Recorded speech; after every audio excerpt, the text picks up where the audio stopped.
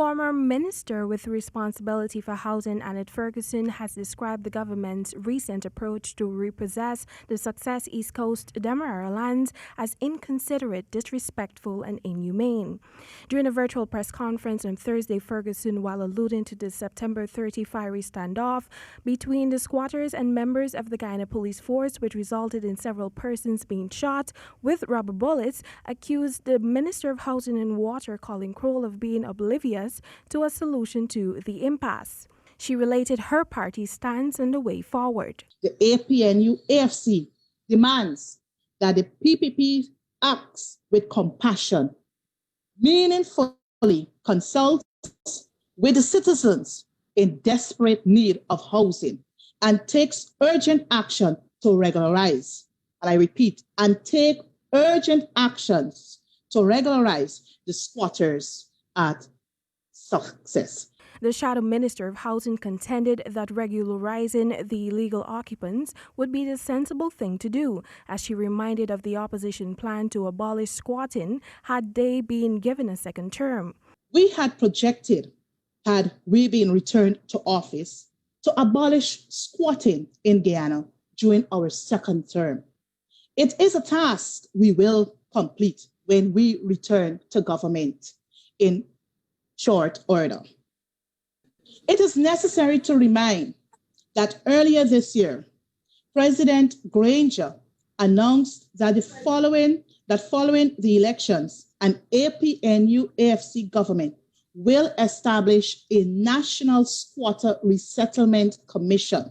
The highly contested former estate lands are now home to hundreds of persons who are living in mostly shabby structures, while some are occupying camps. On September 29, Gaisuku, in a public notice, had indicated that with the reopening of the Enmore LBI estate and as part of the normal land preparation activities for replanting canes, the land which the squatters occupy would be flooded within 7 days. The next day, representatives from the National Industrial and Commercial Investment Limited, accompanied by armed police ranks, swooped down on the occupants to inform them that they would have to vacate the lands. However, the squatters resisted and the police were ordered to control the crowd while instructions were given to dismantle a bridge, which was the main gateway to the squatting settlement.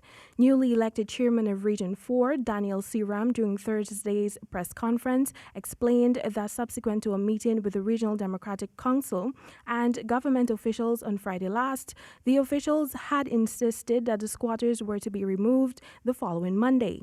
Nonetheless, the squatters met with Chief Executive Officer of the Central Housing and Planning Authority, Sherwin Greaves, on Monday morning at the Ministry of Housing's Brickdam office. Subsequent to that meeting, 3 representatives were sent to engage the squatters and assess the area.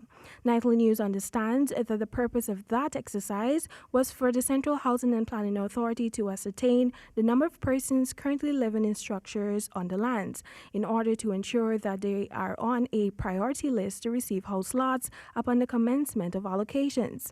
This newscast was reliably informed that the house lot distribution exercise was, however, discontinued, as the agency is not being provided with accurate information from the squatters. It is estimated that over 1,500 persons are currently occupying the lands. Temika Rodney reporting for the HGB Nightly News.